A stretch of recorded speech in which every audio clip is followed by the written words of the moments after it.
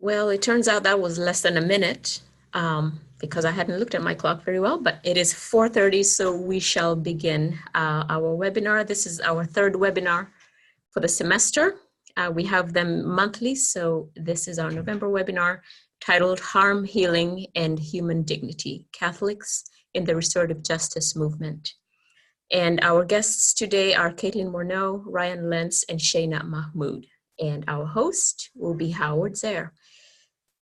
Shortly, I will go through what you can expect for the next 90 minutes. Do you not advance to the next slide, which is just our webinar agenda for the next 30 minutes. So what I'm doing right now is giving you a brief Zoom introduction. Following that will be, I will hand it over to Howard, who will introduce the topic and the guests. And then he will hand it over to the presenters. And after that, we will follow with a Q&A session that will be moderated by Howard Zehr. And then there will be announcements at the end by Julian Ward, and then we will close at 6 o'clock. So for the brief Zoom introduction, the main thing I want to bring your attention to is the Q&A dialog box. When we get to the Q&A section, we encourage you please to not use the chat feature because we will not be monitoring that for the Q&A, for the questions and answer session. You will need to use the Q&A dialog box, which will be managed by Howard Zehr. Do not use the raise hand feature because we will not be monitoring that. So make sure all your communications happen through the Q&A dialog box. And we shall remind you that at the time. So that's it for me, and I will hand it over to Howard. Hi, Howard. Hello, patients, and greetings to all of you who are joining us here. Appreciate your coming in on this webinar. Hope you'll come in for some of the future ones. We do have three guests, and I'm going to say a little bit about them. We can have the PowerPoint up with there's Caitlin. All right, Caitlin Morneau, as it says, is director of the Restorative Justice. It's called what's it called? It's called the network, the Catholic Mobilizing Network. He is a CJP graduate, I'm happy to say. While she was here, she was also what did she do? Oh, that's right. You're a choir manager for the Shenandoah Valley Children's Choir. Yes, indeed. Before you were with the network, Caitlin worked with Bethlehem Farm in Southern Appalachia, which did things around home repair issues, and she had worked at a Catholic Charities program in Maryland. She and I collaborated on the foreword to the book Redemption and Restitution: Catholic Perspectives on Restorative Justice. She actually did most of the work, but officially we coordinated on it. And as I said, we're proud to claim her as a graduate of our program. Next slide is Ryan Lents. Ryan is director of the Office of Human Dignity and Solidarity at the Archdiocese of Chicago. He's been there since 2016. He's also on the leadership team of the Chicago Regional Organizing for Anti-Racism. Earlier, he was a program director of Amet House, which is a formation program and support program for young people and long-term volunteers. Interestingly, he started out as a landscape architect. He says that represents his energy for envisioning what could be. Next. Schoene Mahmood is the program director for the Restorative Justice Program for Loyola Marymount University Center. She has a long history of working with justice and conflict issues, including acting as a community facilitator, community conferencing facilitator in Baltimore for 6 years. Her experience includes facilitating restorative justice conferences in schools and working with schools with restorative justice in a variety of ways. So those are our presenters. They did ask me to say just a little bit about my own experience in the Catholic community over the years. And I had told Caitlin that actually my first rollout of the restorative justice concept, that is kind of the what came to be Changing Lenses was with a weekend retreat for a national conference of clergy, Catholic clergy, involved in restorative justice. So I always have kind of a fond spot for that, because that was an important affirmation that this was on the right track, and the feedback I got from that. And since that time, I've spoken at a lot of Catholic conferences, worked with some diocese groups, worked with local dioceses on their, like Oakland, with their programming. And whether this is relevant, I don't know or not, but in the mid-'80s, I had an audience with Pope John Paul II. I was trying to encourage him to intervene in some death penalty cases we were working on. Now, if I could see the next one, which is the agenda. Yeah, here are the 4 areas that they're going to be walking through. Caitlin's going to lead us through this, but they're going to begin by talking a bit about their own personal journeys of faith and restorative justice, and then looking at areas of focus that they've been involved in. Third, reflecting on some of the core challenges they face, and then looking at opportunities for engagement and where they find hope in their work they're doing. So we're looking forward to this. Again, put your questions in the Q&A section, and I will be sort of compiling those, and when it's time for that, I will try to make sure all the questions get asked. Okay, Caitlin, take it away. Thank you, Howard. I am just going to share my screen, present our PowerPoint.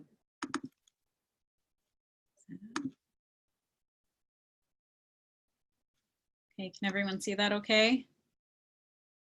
Okay, so first of all, thank you so much, Howard and Patience and the Zehr Institute for hosting us. And thank you to all of you who are joining us.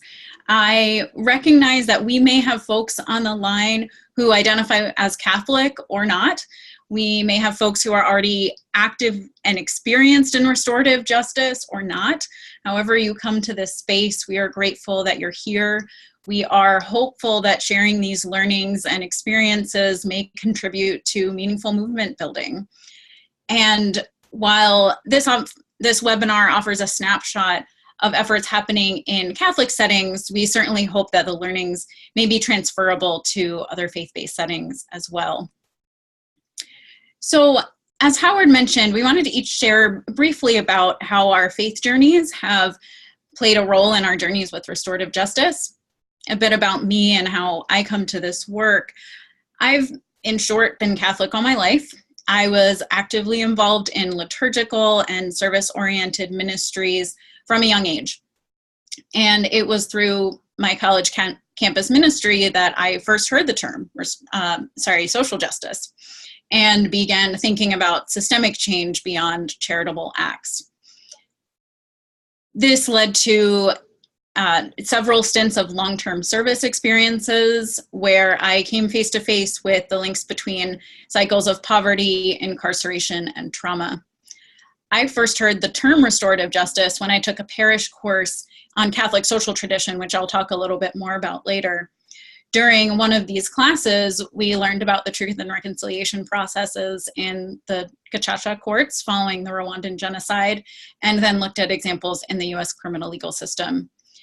These approaches focused on healing dignity, healing, encounter, and meaningful accountability made so much sense in light of my faith. And frankly, I wondered and was maybe even a little bit frustrated that I hadn't heard of it before.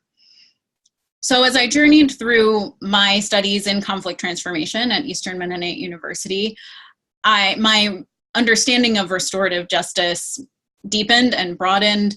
I discovered that these principles are also an invitation to wrestle with issues of race and power and privilege that I felt were absent in my early faith formation. I also reflected on prior ministry experiences where circles and restorative dialogue could have been instrumental in community building, conflict resolution, and trauma healing. So now at Catholic Mobilizing Network, I'm part of a team that's seeking to change this, to grow awareness of restorative justice and practices as they align with Catholic teaching, and create pathways for Catholics to engage for Catholics and all people of faith to engage in the restorative justice movement. So our missional focus is grounded in transforming the criminal justice system, first by ending the death penalty. But we acknowledge that restorative justice is a way of life with implications for parishes and ministries and civic life. And personally, this has become, it is so much more than a job. It's a vocation and a respond to call. So that's a bit about me, and I'll invite Ryan to introduce himself a bit more. Great. Thanks, Caitlin, and great to be with you all today. It's an honor to be part of this presentation. A little bit about me. Again, my name is Ryan Lents, and I am here in the Archdiocese of Chicago as the Director of the Office of Human Dignity and Solidarity. It's an office that manages our life, justice, and peace initiatives for the Archdiocese, and restorative justice has come to be, in my mind, really a cornerstone of the work that we're trying to do and trying to grow in capacity. A little bit about me. I grew up Catholic my whole life and grew up in Indianapolis, Indiana, just a couple hours south of Chicago. Found my way into postgraduate service as well. I did a year with a program called Nazareth Farm, which is in rural Appalachia, doing home repair and leading service retreats. And it's funny because at the time, I didn't really get any kind of formal introduction of restorative justice at the time, but I think often back about that experience as being a really kind of important piece of formation for me as I look back about how I've kind of learned about restorative justice and being in right relationship. Storytelling was such an essential part of that experience, and I think about how important our stories are in restorative practices. And so that was a place that really taught that to me. I had, in my previous role, as Howard mentioned in my introduction, I spent 7 years with a program called Amate House, which is here in Chicago, accompanying young adults in their year of service here. And throughout our program, we really incorporated a lot of community building aspects to that. And so when I became acquainted with Circle Process, we started to introduce that to the fellows that were part of the program as a way of resolving conflict, as a way of doing faith sharing, as a way of doing communal discernment together and decision-making around the communities they wanted to form together. And I also, about 5 years ago, began a master's program at Catholic Theological Union here in Chicago, where the first class that I took, I had a class project where I had to learn about restorative justice. And through that, I had a chance to get connected to Father Dave Kelly and the Precious Blood Ministry of Reconciliation, which for those of you who are practitioners, you may know Father Kelly and the work of Precious Blood. And once I had a chance to see the work that was happening there, that really became a hook for me. I eventually became trained as a circle keeper, so that I've kind of had that within my my skill set for the last 2 years. And graduated from CTU last year with a master's in justice ministry with an emphasis on reconciliation and peace building. And so now I'm here working in the Archdiocese and have found different ways to incorporate restorative practices into the work that we're doing. And I think I'll have a chance to talk a little bit more about that in the next section of the program. So I'll just leave it at that. So Shannon, do you want to step in here now and introduce yourself? Thank you so much. And thanks to all of you for having us. I always love to get to spend time with people who are interested in helping to elevate voice and to encourage the conversations that help build and cultivate community. So thank you. So my journey, I was baptized Catholic, and then I was born and raised in St. Louis, and I attended parochial schools, including Rosati Kane High School. And there, the schools, Sisters of Notre Dame and Sisters of St. Joseph of Carondelet were there to guide us. And known for its diversity, in 1947, Rosati Kane was the first high school in the St. Louis area to integrate. So really proud of that heritage. And also, once I, and then a little bit about my journey into restorative justice practices. So I was working in cause-based marketing for Mary Engelbreit Studios, doing publicity work with her. And at one point, a young girl by the name of Anna had reached out to Mary to let her know that she was terminally ill.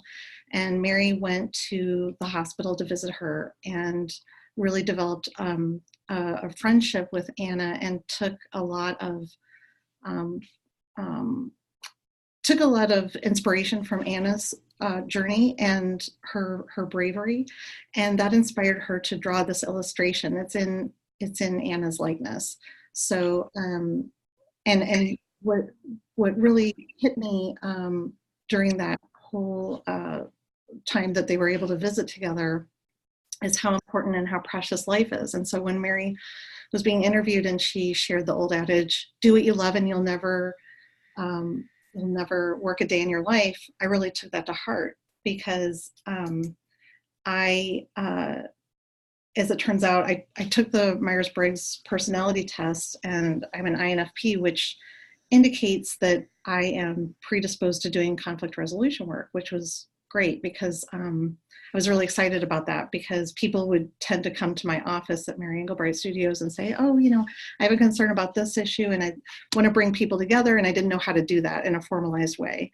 And so I had the good fortune of meeting Dr. Lauren Abramson. And so my journey took me out to Baltimore for some time, working on court diversion cases. Dr. Abramson is out of Johns Hopkins Medical Institute, and she and her Australian colleagues had done extensive work on behavior and emotion, research on behavior and emotion, and adapted a process from the Maori and took it back to Baltimore in 1995 and developed many different opportunities to engage with the community to help resolve conflict amongst themselves and crime amongst themselves. So working with Lauren was extremely eye-opening and really satisfying in terms of my calling.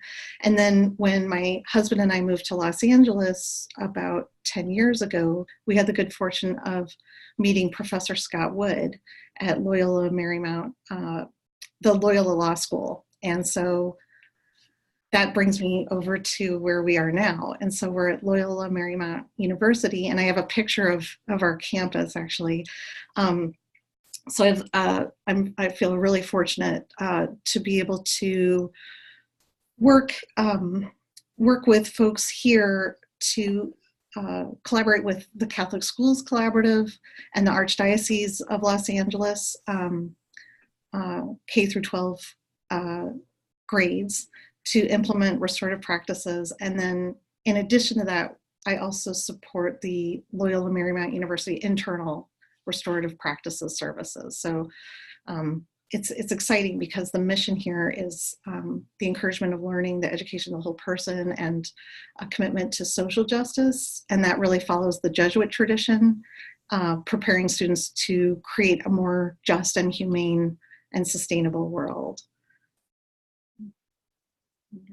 Oh, and by the way, I should add, I do want to share that we also want to announce that for the December 19th Democratic presidential debate, we are hosting that here on campus. So really excited to continue LMU's, our tradition of rigorous inquiry, debate, and civic engagement. Thank you, Shana. So I also feel like before I move on, there was something a bit funny about my technology, that I'm able to see my slides, but not my co-presenters' faces or other information about how many folks have joined us. So I feel a little bit in no man's land around that, but I just want to be transparent that feels very strange to me. But with that, I very much feel your presence.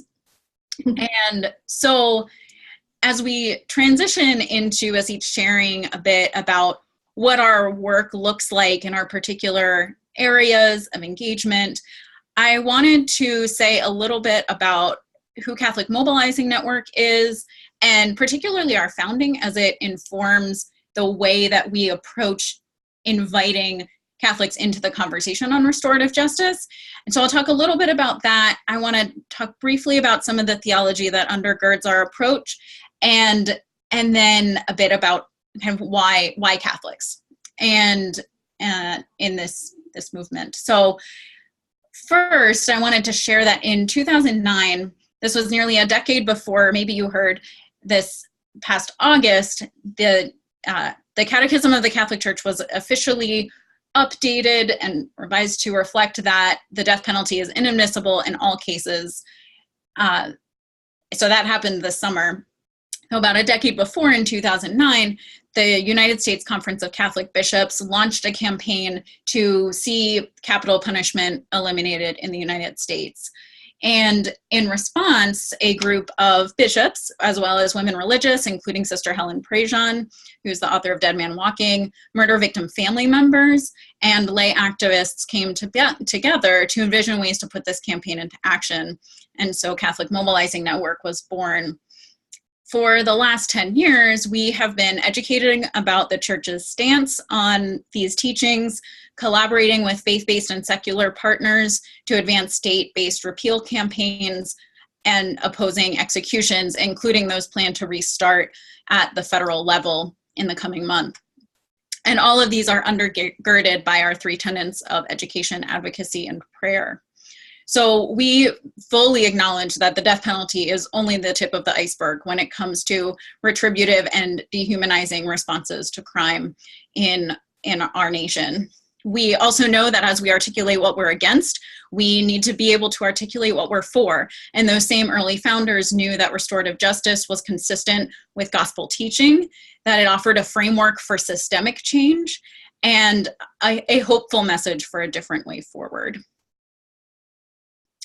So in addition to honoring the Indigenous roots of restorative justice, at CMN, we try to point to the alignment between restorative justice principles and core teachings of this thing I keep referring to as Catholic social tradition, which is sometimes referred to as the best kept secret in the Church. So this slide summarizes some themes from a resource created by the wonderful Susan Sharp at Notre Dame University, and it's actually shared by Catholic Mobilizing Network and the Restorative Justice Network of Catholic Campuses, which Schoene will talk a bit about. We have it on both of our websites, and I encourage you to read the full 2-page document. It's just beautiful.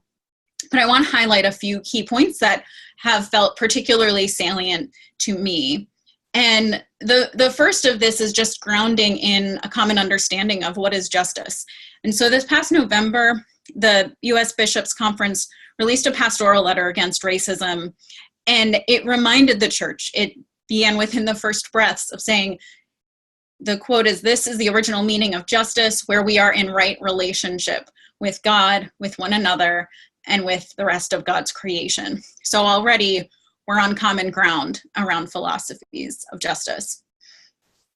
Central to living in right relationship is the foundational belief that every person has God-given dignity. So this theme of the life and dignity of the human person is overarching throughout Catholic social teaching principles. And at Catholic Mobilizing Network, what we frequently find ourselves re-articulating is that every person has inalienable dignity no matter the harm they have suffered or caused. And that this dignity, again, going back to relationship, is not just individual, but it's communal. And so many times, I think in many RJ spaces, one of the first values I hear named is interconnectedness. And so the Church's teaching acknowledges that when one suffers, we all suffer, and we are responsible for one another. And particularly this brings to mind principles of rights and responsibility for one another and society, and also the call to family, community, and participation. And I recognize I probably do a whole webinar on going into more depth about these principles. But the last one that I just want to name as feeling really relevant to me is subsidiarity. And so this is another theme that runs throughout Catholic teaching, but in shorthand, it's the belief that those closest to the situation should have participation in, if not power over, the decisions that will affect them. And so, of course, we know this is another central restorative justice principle. So the gospel calls us to be ministers of reconciliation.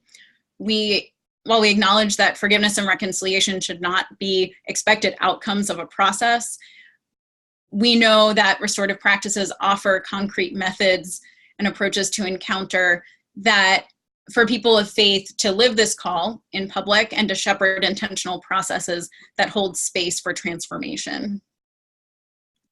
And so finally, I want to say just a bit about, sometimes particularly in our death penalty work, people say, well, why Catholics? And in addition to being grounded in our church's teaching and motivated by that, it's only since working here I learned that actually 20% of Americans identify as Catholics. And furthermore, Catholics are disproportionately represented among those in positions of political power and leadership, and can be swayed by moral arguments. So fully aware of the ways in which church structures can be prone to abuse, they are also capable of influencing great change when organized.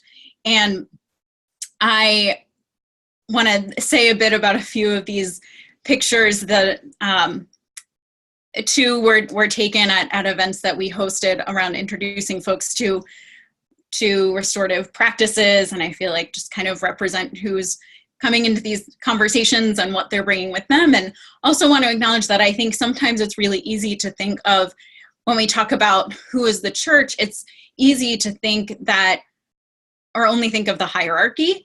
And I think it's important to remember that church goes so far beyond that, to include nonprofit organizations, schools, as we'll hear about, parishes and people in the pews, and all of the ministries that extend beyond it, as well as men and women religious and some of the incredible work that they are doing. So just want to be able to name some of those folks and communities who I think of when I think of who we are as church. So Ryan, do you want to share next about what's happening in the Chicago Archdiocese? Yeah, absolutely. Thanks, Caitlin. So just a little bit about the Archdiocese of Chicago. It is the third largest diocese in the United States. It's home to 2.2 million Catholics, and that represents close to 40% of the total population of Cook and Lake County. That's the makeup of the Archdiocese. So it's a very, very Catholic place. We have over 300 parishes and over 300 Catholic schools. So to Caitlin's point about kind of the national footprint of Catholicism in Chicago, you can't go a block without seeing it. It's just an incredibly Catholic place. And, I think one of the things I've learned being here in Chicago for 13 years is you can't talk about Chicago without talking about both our diversity and the complicated history of segregation. And so the graphic that I have here on this slide, some people may know of it. The University of Virginia has these amazing demographics resources, and they have what's called a racial dot map for different urban areas. And it's really fascinating when you look at this census data, where they have a dot for every person counted in the US Census in 2010. It shows both the incredible diversity of our city, as well as just the profound ways in which we are segregated and disconnected from one another. When I was putting together my capstone project at CTU, I came across this quotation from Nate Silver, who's the famous statistician with 538. And then talking about Chicago, he says, he really points to this, that, at a higher level, Chicago is very diverse, but at a neighborhood level, it isn't. And when I think about the kind of the forming principles about restorative justice that really builds on this deep understanding of our interconnectedness, it makes it, for me, just seeing a map like this really shows the need for restorative practices, because the makeup of our city is hurting in so many ways. And obviously we know about how segregation has, deeply connected to historical history of racism, with inequality around distribution of resources, and other ways in which systemic racism has been present, is a key part of that. If you could go to the next slide, please.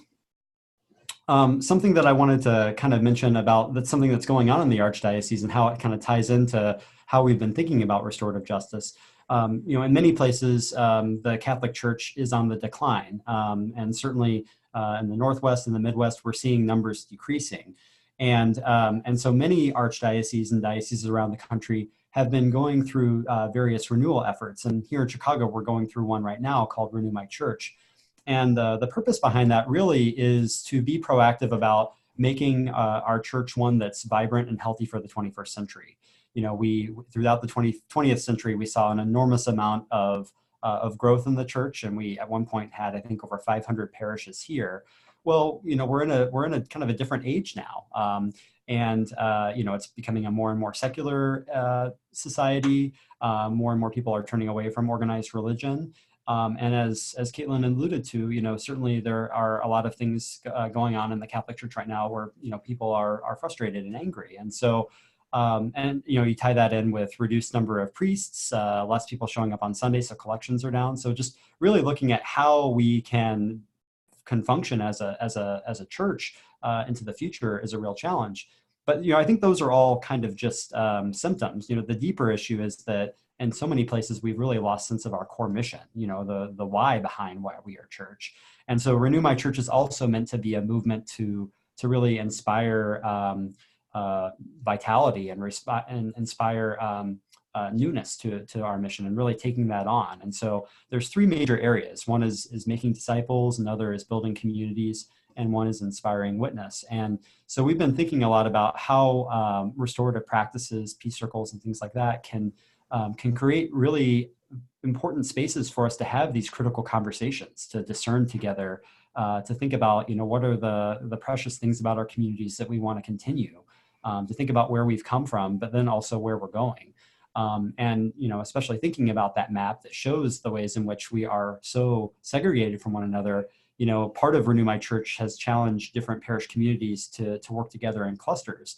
And so, you know, you may have some very different racial makeups in some of the different parish communities that are now called to work together, and overcoming that parochialism and that sense of territoriality that has been present for generations and generations doesn't just go away overnight. It's something that you have to be intentional about building relationships to address.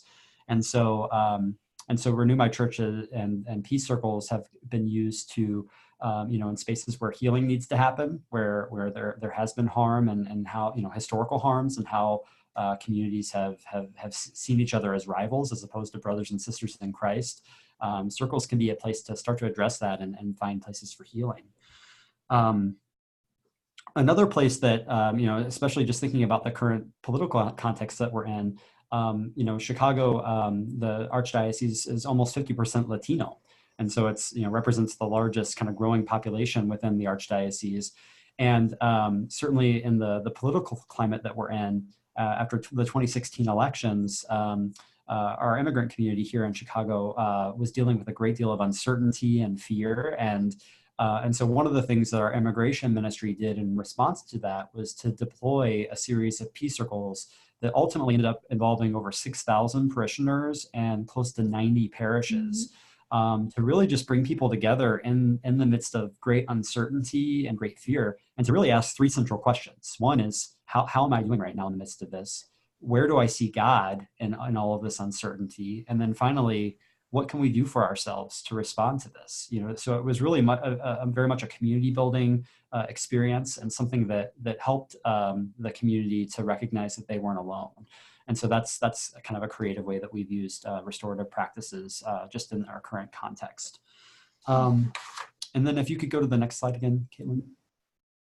Another area that we've been really active in this past year is engaging with Catholic schools. As I mentioned, we have about 200 Catholic schools in the Archdiocese.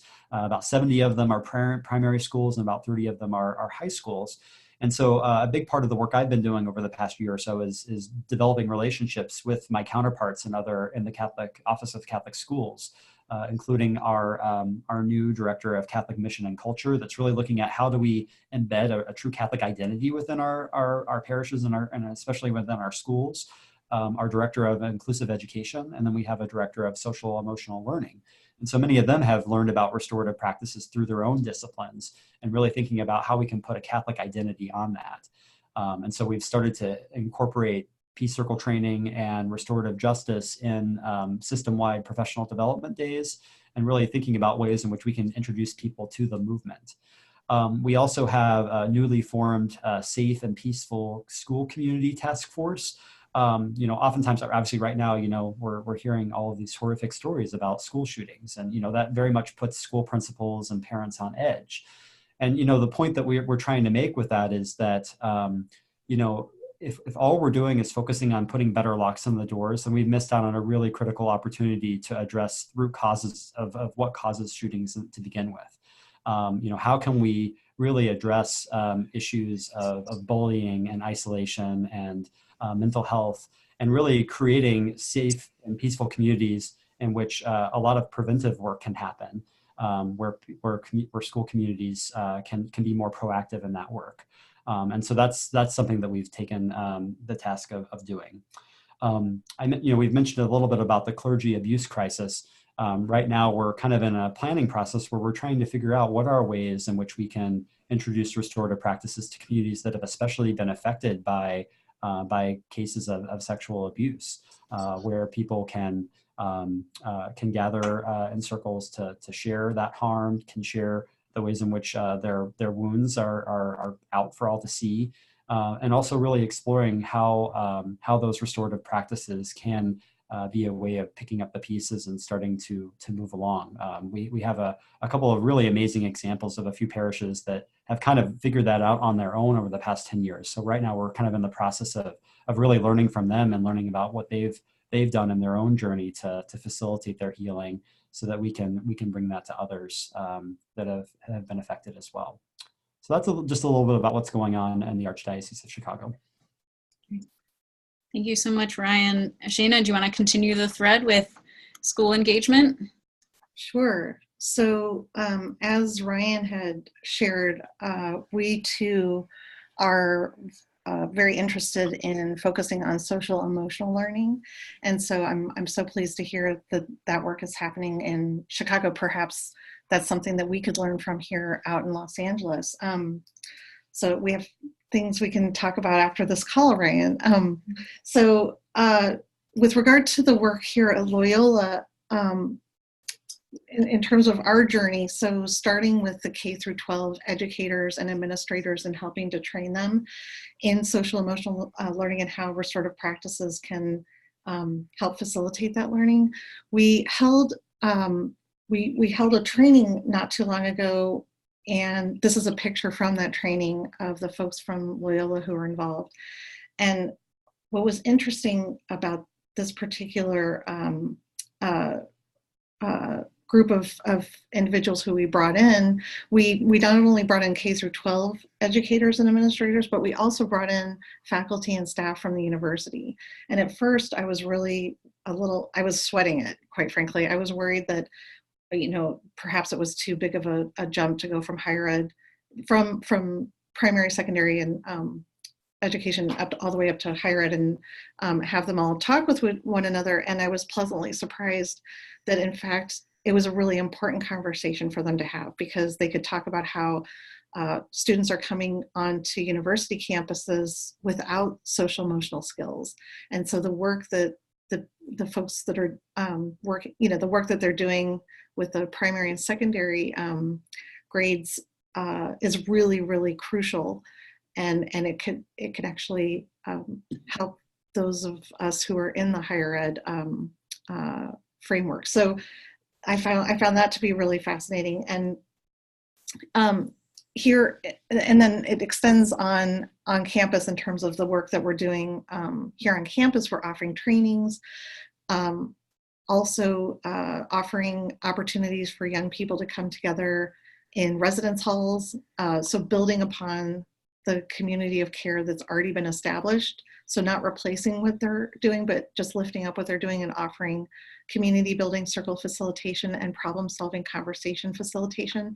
We're also working with the folks who are affiliated with Greek life.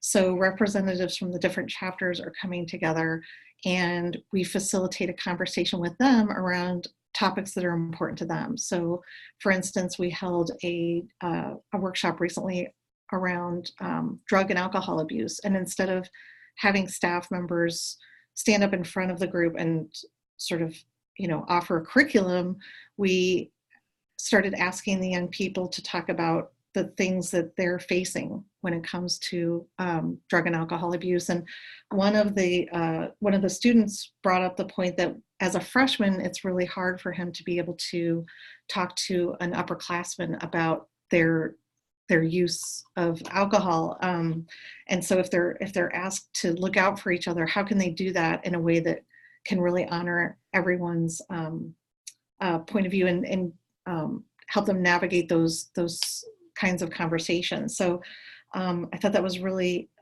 really fascinating. And it's also given the young people a chance to compare notes between chapters, so they're able to have conversations and understand that other chapters are going through similar kinds of issues and not feel so isolated, and then come up with plans on their own to make sure that they're really taking care of each other. Also, along with the community building, we're working with the student misconduct cases. So taking cases that have to do with vandalism, alcohol use, noise violations, different things.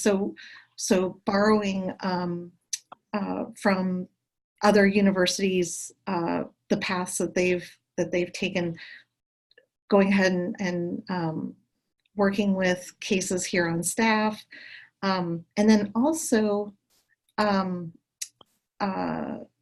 most recently, so I had mentioned that we're having the presidential debate on campus, and what was really exciting about having introduced restorative practices on campus is during one of our working group meetings, I heard some staff and faculty talking about, well, don't we need to have an opportunity for people to talk about differing political views so that we can offer these bipartisan sort of conversational opportunities, so that especially for folks who maybe aren't leaning Democrat, so they have a voice. They also feel included as we host this event.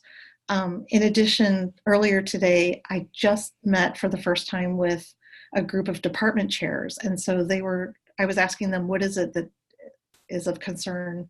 What are the things that you're looking at in terms of challenges? And so what was really special about this is that they were able to, in the same way that the students in Greek life were able to just share, hey, I have a similar concern, and bridge that, or it took away that feeling of isolation. I could also see how folks were starting to, we gave them an opportunity to address some of the challenges that they're having, and just giving them that safe and structured space to talk. It really, it's proof positive of the need for this kind of work on campuses, and it allows us to take a look at ways that we can apply it in all different settings. And then with the next slide, I want to mention that as we work with the Archdiocese of Los Angeles and with the Catholic Schools Collaborative. So the Catholic Schools Collaborative is an organization, a nonprofit that's dedicated to bringing in experts, and also works on bringing in funding to enhance curriculum and also social emotional skills at each of at the school sites that they serve. And with this slide, what I'm demonstrating is, when working with Catholic schools, it's a little bit of a different approach. And what I mean is, typically we have people approaching us for guidance on public. Sorry about that. My phone is distracting me, so I'm reaching back and getting that. Sorry about that. Typically with public schools, they have come to us and asked us for trainings. And in this case, the Catholic Schools Collaborative has asked us to work with them to approach schools in the Archdiocese. So it's a little bit different in that they're not requesting the services, but rather we're coming in and offering them. And so what I want to do is really honor the mission of the Archdiocese and also of the schools. So I took the mission of the Archdiocese and outlined it on the left-hand side of the screen so that we can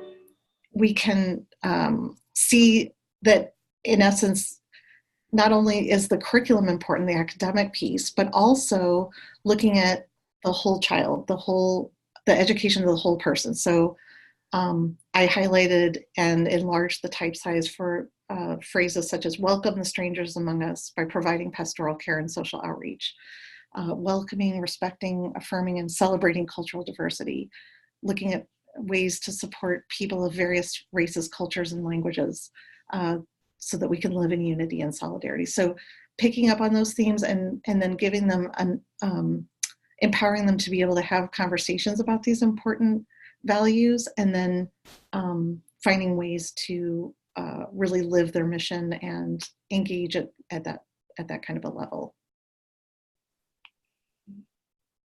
Thank you so much, Shana.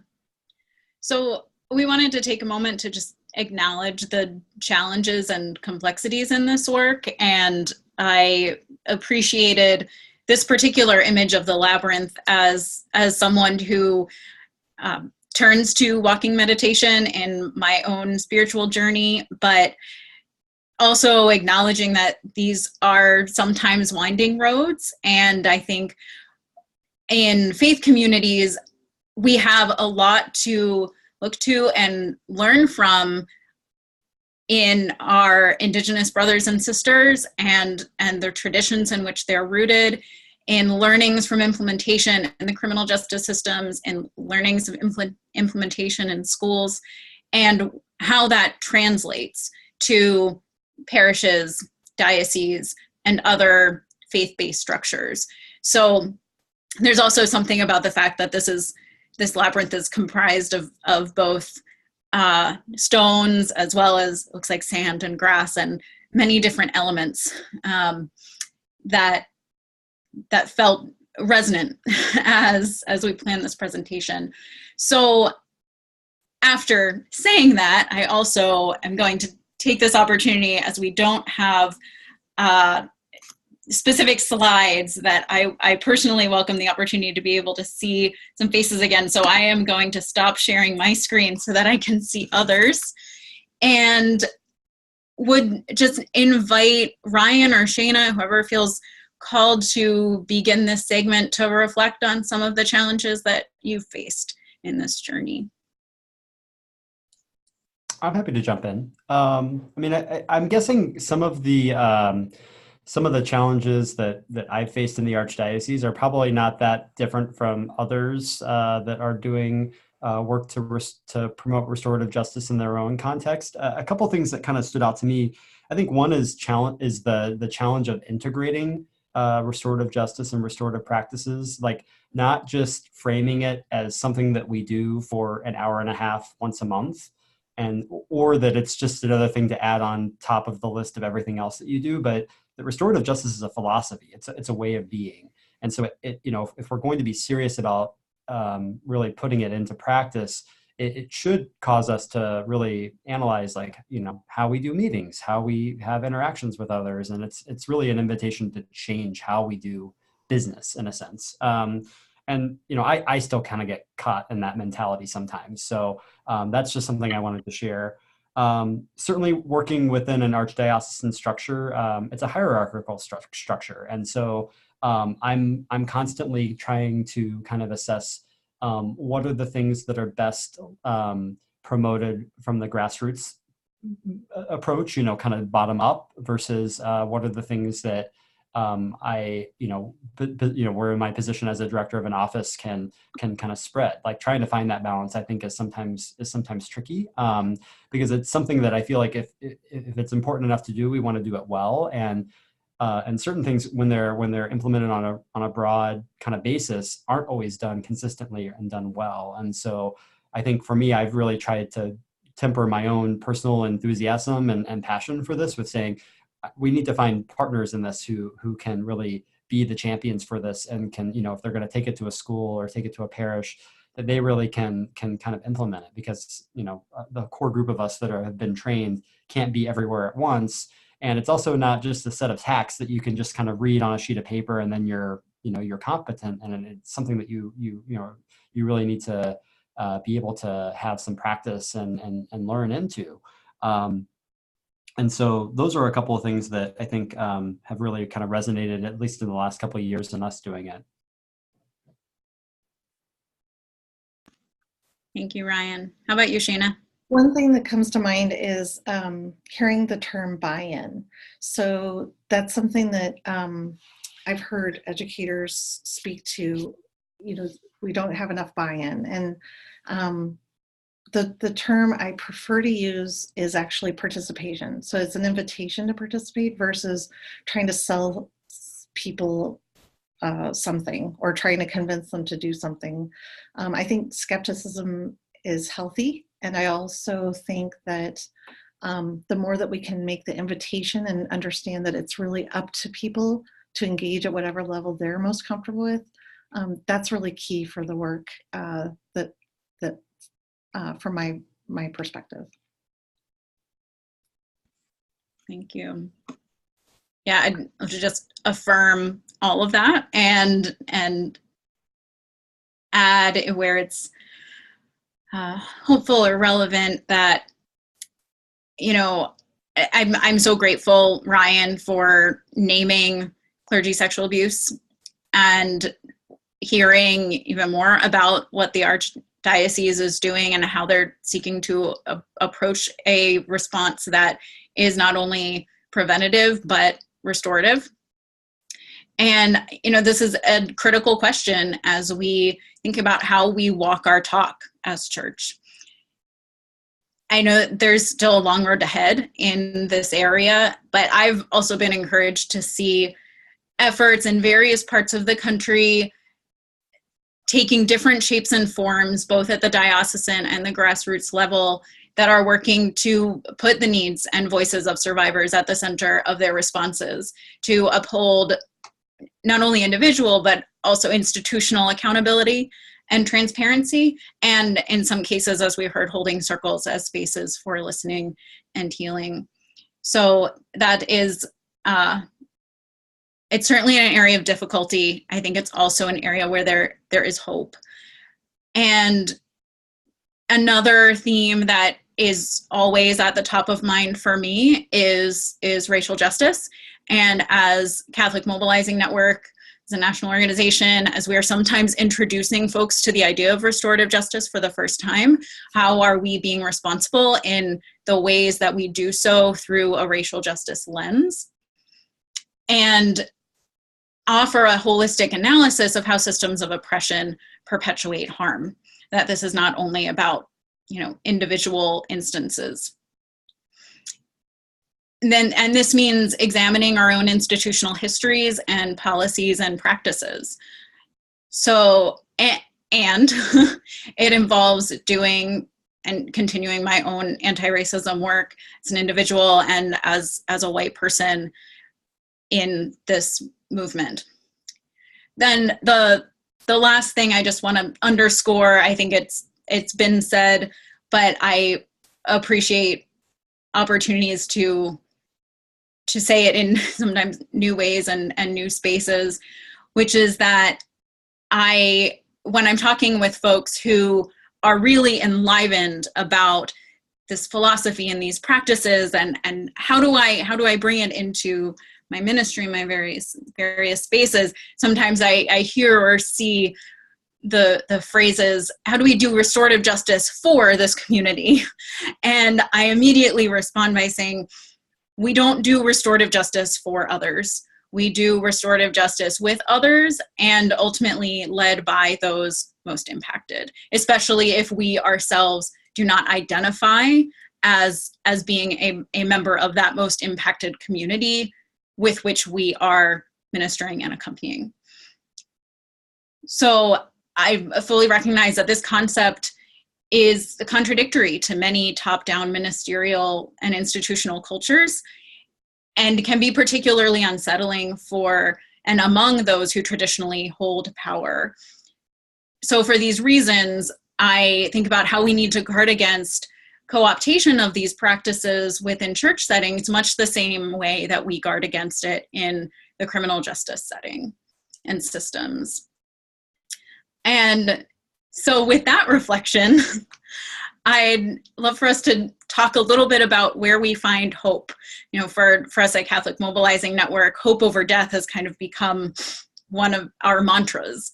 And it's a phrase and word that I feel like we return to often.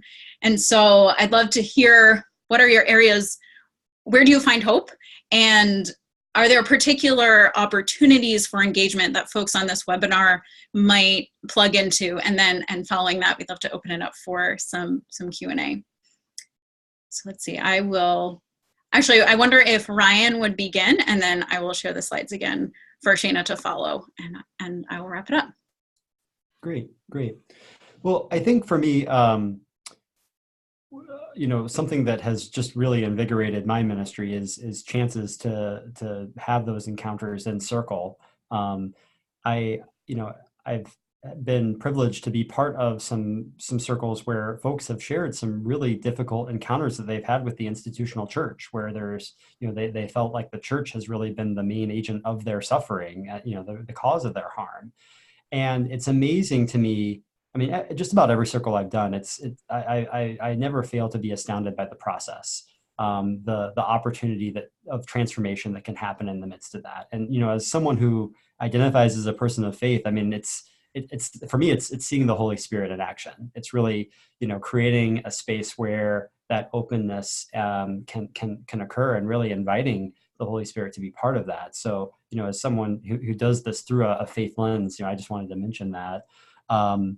You know, I can think of a story of a couple of parishes that merged together as part of Renew My Church, and we had a retreat that invited some of the core collaborators and leaders that had been part of the process back in January in Chicago. January, you know, it was snowy and pretty icky outside, and a lot of people didn't come because of the weather, but I think a lot of people did not come because they were just tired. It had been a really, really tough process, and they just were kind of done.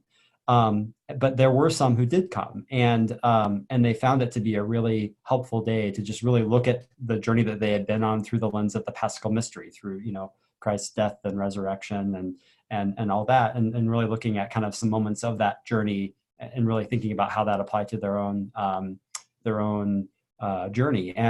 And we wrapped up our day in circle. And so we had representatives from two communities where the conversations had been really, really tough. And what was amazing to me was it was the first time I had met any of these folks. And in just an hour of us being together at the end of a day of retreat that, you know, folks were kind of starting to look at their watches and were getting ready to go. One of the gentlemen who was in the circle made the remark that in that hour of us sitting together and just talking about shared values and doing storytelling, he said, I was hearing things for the first time that I had been sitting in meetings with folks for months, that some of these things had never come up. We had never established a place of trust where we could go there and really talk about that. And so for me, you know, as someone who really believes in restorative justice, believes in the power of circles, it was just really, really powerful to see that. You know, like I think Schoene's point about, you know, not trying to get everybody to buy in, but really like create a space where folks can come and see. I found that has been a very, very good way to approach it, because you know, you're trying to convert everybody to anything, you're going to fail, and you're just going to constantly feel frustrated. Whereas like really just trusting that the wisdom that's in the room will get you where you need to go. I think for me, you know, as someone who can be kind of a control freak, that has been something I need to listen to that as much as anybody, but it has just been amazing to me where I've seen that in action. And I think where folks have said, oh my gosh, if this is a way that we can be church together, sign me up, I'm in. And so that's something that has really given me a lot of hope and sustenance throughout the journey. Thanks, Ryan. All right, Schoene, I'm going to share my screen again for you. Sure. Away when you're ready.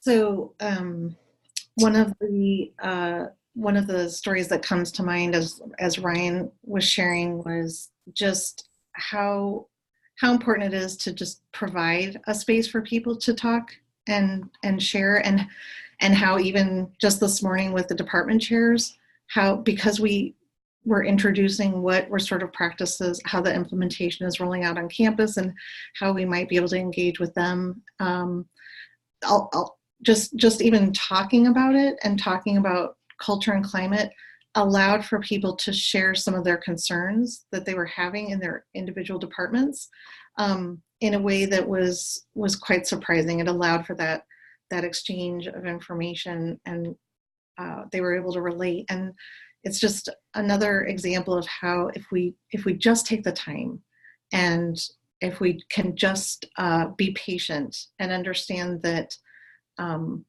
as much as we want to rush around and get things done, it's if we slow ourselves down and have these meaningful conversations, it can really give us that ability to engage in the problem solving and trust and being vulnerable, etc. So, Caitlin, I'm wondering, is this the time that you would like to share about the Restorative Justice Network? Sure. Would you like to do that, or do you want me to talk about it? I would love for you to get more intimately involved. So I'm happy to talk about it. So this is also something that gives me hope. So there's Dr. David Karp out of Skidmore. He's recently been appointed to the University of San Diego. And so he's now overseeing the Restorative Justice Center down there. And along the way, he's also instituted what's called the Restorative Justice Network of Catholic Campuses. And so what this does is it allows for folks to share best practices and also engage with each other in unexpected ways. We're learning from each other, hearing about each other's work, and then also taking a look at case studies and sharing policy and information, that could inform policy. And so most recently, they've instituted a Google Docs, access to Google Docs, where we've collected all of the documents that have been shared since the inception of the RJNCC. And so what this does is it really gives us a library to pull from. And another thing to note is that it's not when colleges and universities who don't happen to be Catholic contact the RJNCC, they're still welcome to participate in the discussions and access the information. So it's not strictly a Catholic focus, but certainly it can lend itself to helping support other parochial institutions. So I want to make mention of that. Also, along with this resource of information and exchange through the listserv, we're also offering trainings at different sites. Typically, one time per year, we're offering a training that's pro bono through the generous funding of philanthropic partners. And then we also are looking at scholarship opportunities in terms of research and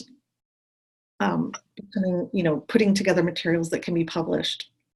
So there are lots of really great opportunities. And the website to visit is rjncc.org. Great. Thank you so much, Sheena. I've felt so blessed by the collaboration of RJNCC as their work kind of began to emerge right around a similar time a couple years ago as Catholic Mobilizing Network was growing our engagement, more specifically around areas of criminal justice, and to be able to kind of cross-pollinate, learn with each other has been just such a blessing. And so I wanted to share a little bit about some of Catholic Mobilizing Network's tools and resources. And first, I'll just say that I find hope every day in the Catholics who have been transforming lives for decades through restorative justice. And I remember in conversations with Howard and others who have talked about how it was sometimes those Catholic individuals, sometimes who were working around the death penalty, who were some of the first or some of the early kind of adopters of this set of practices as we've seen them emerge in the the Western criminal legal system. And some of these have been affiliated with the church in an official capacity. I've also heard many stories along the way of secular, community-based restorative justice initiatives that when we're in conversation and then they say, oh, our founder was Catholic, or our leadership, our board director is Catholic or a woman religious, and how inspiring I find that. I also find great hope in those who are new to the concept and so eager to learn and connect with the wider movement. So I want to say a little bit about how CMN is seeking to support those connections. So we start with broad-based education interwoven with spiritual formation. And as a national organization, we know that there is no one-size-fits-all solution, but we seek to develop resources and experiential learning opportunities that invite discernment of these principles in their various adaptations and applications. And so one resource that's been really instrumental in that is that in May, earlier Howard mentioned the Redemption and Restoration book that came out 2 years ago, published by Liturgical Press, and this was adapted from it. It's a shorter, kind of more introductory look at restorative justice as it aligns with Catholic social teaching, and seeks to integrate reflection questions and prayer and an online video guide. And so that's been really helpful in kind of inviting new folks into this conversation. In addition, we've been hosting, in addition to other resources on our website, we've been trying to create opportunities for folks to experience Circle if they haven't found those opportunities in their own communities through what we're calling these Circle intensives, which are not trainings, but a way to come together and say, go deeper in terms of what is restorative justice and what can it look like in ministry, and feel what it's like to be part of the process. And then we just in October hosted, in collaboration with Precious Blood Ministry of Reconciliation, a training for Catholics looking to become facilitators of peacemaking circles. The second key element is around story sharing, and we are doing this through our blog and media engagement, where we seek to amplify voices of those directly impacted by crime and incarceration and kind of expand the imagination of what this can look like in ministry. I always love hearing stories of Catholic communities collaborating with community-based initiatives, and so if you have a story to share, please tell me about it. And finally, we put a heavy emphasis on network building. So connecting Catholics with one another, but also with those in the broader national movement, so that we can learn from one another and share resources, etc. I also, especially with the restart of federal executions planned in the coming month, I couldn't help but mention that there are lots of ways to take action to oppose the death penalty on our website. If that's something that you feel called to, I invite you to visit our website to explore more around each of these.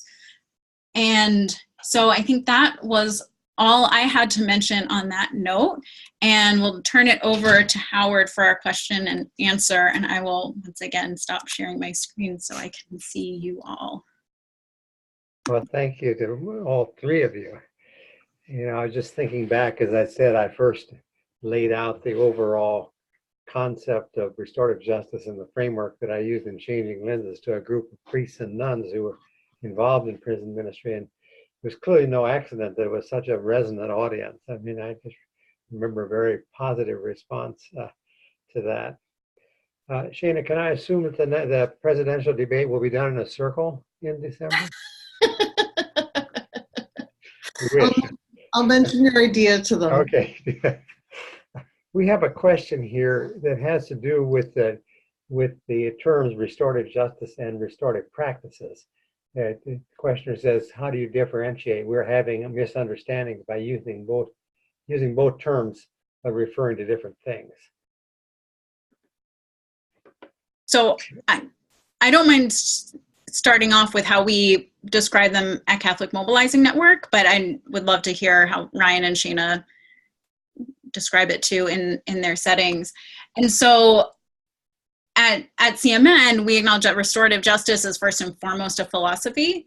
And the way we tend to describe it is that it's a way of understanding crime in terms of people and relationships harmed rather than the law that was broken.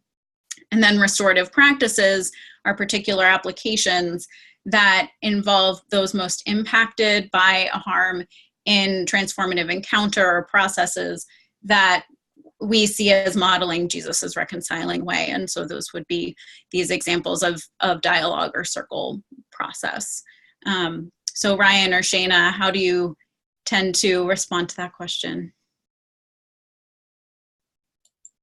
Yeah, I think I would echo a lot of what you said, Caitlin. I think of restorative justice as a philosophy. It's not a program. It's really a philosophy that's rooted in that understanding that we are deeply interconnected, that what happens to you somehow impacts me and vice versa.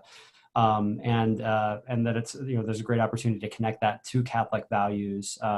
Certainly it's a philosophy that is inspired by indigenous tradition and has kind of that ancient but also new kind of approach and how we've seen it in the modern movement. And yeah, I tend to use the term restorative practices to really just speak to the whole variety of strategies and applications, like ways that we put that philosophy into practice. And for me, the peacemaking circle is the primary kind of application, the primary restorative practice that I think of. But I think of also, it's like, in schools, it's like, or even meetings in the pastoral center here, doing a check-in, starting each meeting with, how are you doing? What do you need? That's, we often incorporate that as a round of sharing within peacemaking circles. But I think of that as a restorative practice. How we greet one another is a restorative practice. There are obviously other methodologies that are encompassing of that, but that's how I understand that. I think what you both shared was very important. And then I like to say that I put the practice in restorative practices, that it's an ongoing learning for me, and that the more we practice, the more comfortable we may feel in different settings.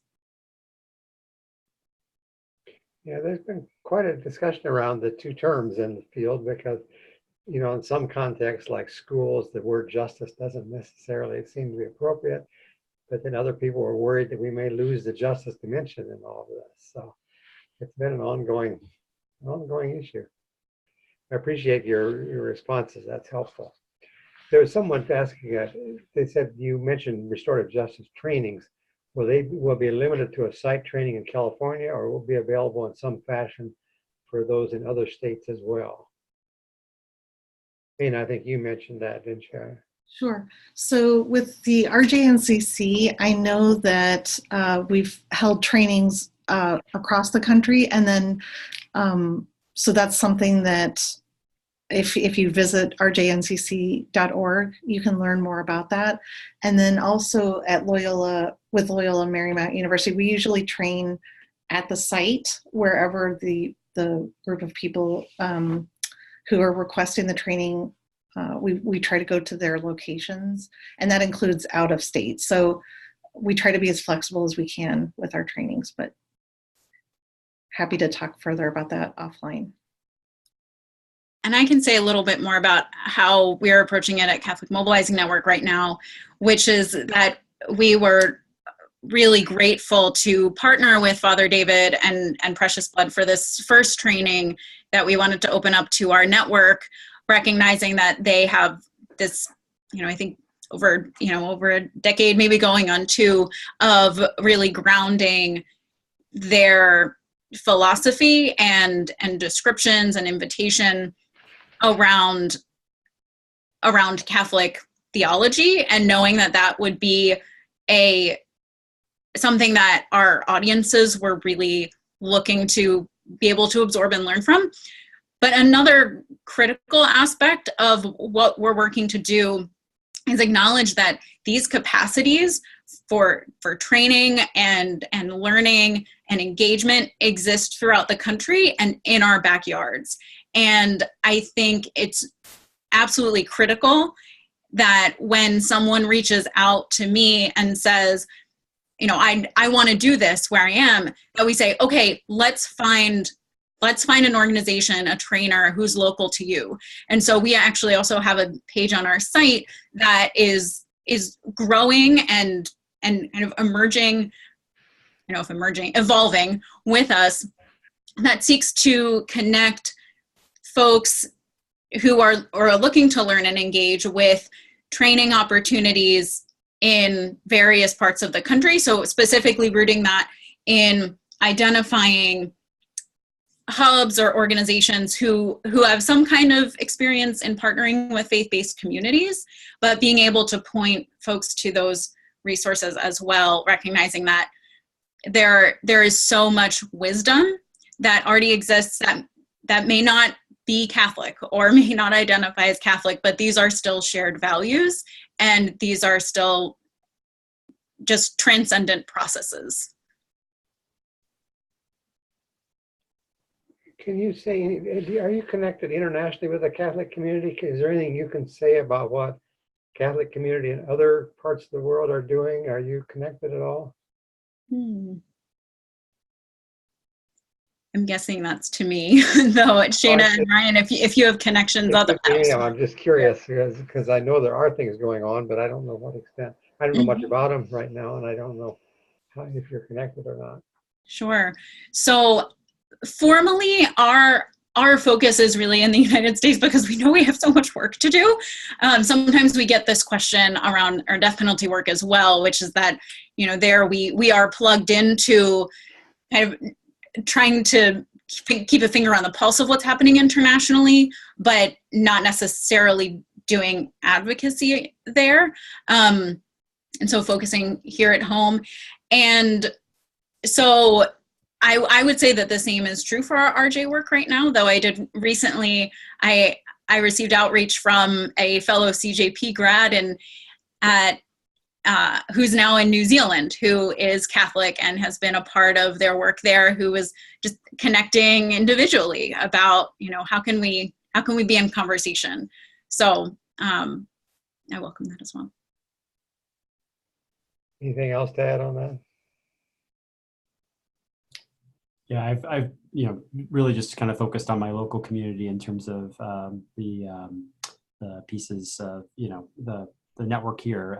Although I will say I know one of the organizations that we engage with around global solidarity is Catholic Relief Services, and they've done a lot of reconciliation and peace building work. They're present in over 100 countries around the world. Yeah. And so there might be some RJ practices that are being employed with some of their work as well.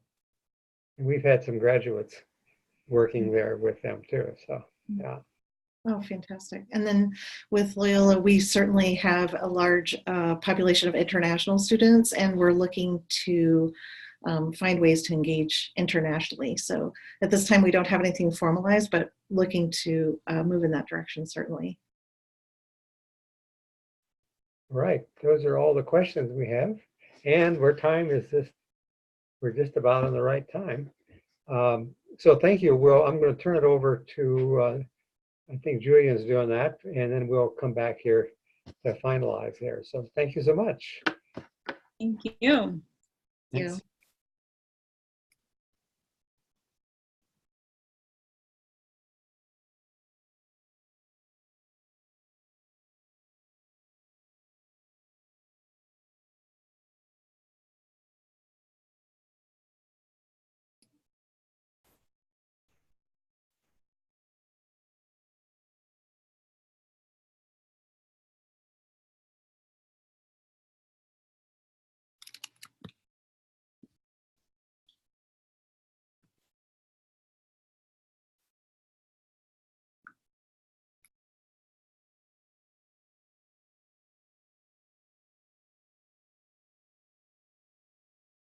I'll unmute and just say I think it was turned over to Julian, but I'm not able to hear you if you're speaking. No, I'm not seeing it either here. So I'm having a little bit of trouble, if people can hear me, turning on the video. So we'll just go without video. Sorry about that. At least you're there. Mouse is not working. Thank you, everyone. That was a great webinar. We have some more webinars coming up. December 11th, few weeks away, Signs and Symbols of Restorative Justice as a Movement with Carl Stauffer. January 22nd, Beyond Circles and Conferences, Everyday RJ Practices from PK to 12 with Kathy Evans. February 19th, Building Mutual Understanding Between Community and Police with Sherry Silberstein. March 18th, The Little Book of Restorative Teaching Tools book launch with Lindsay Pointer, and RJ Practices and Values in State Legislation on April 15th with Talia Gonzalez and other guests. You can sign up for all the webinars at zehr-institute.org. We also have an upcoming STAR training, January 6th through 10th. You can go to emu.edu/cjp/star for more details. We also offer a Restorative Justice Graduate Certificate, which allows working professionals to continue working while completing their studies. Visit the website below for more information. Additionally, we have a Restorative Justice and Education degree, a concentration. Students in the MA in Education program can study RJ as well, and there's an RJ in Education graduate certificate, 15 credit hours. Additionally, we have 2 MAs, one in conflict transformation and one in restorative justice. And you can find out a lot more information at zehr-institute.org. Thank you very much, everyone, and have a good rest of your day. Yes, and thank you for joining us, and thank you to Sheena, Ryan, and Caitlin for this webinar. As you know, and the webinar will be online within about 24 hours, I think. And you can always watch it later. Patience, do you have anything to add yet? I do not. No. Thank Okay, you. that's it. I hope all of you have a good evening and a good Thanksgiving. I can't believe it's next week. See y'all. Thank you so much. Bye-bye. Hi, everyone.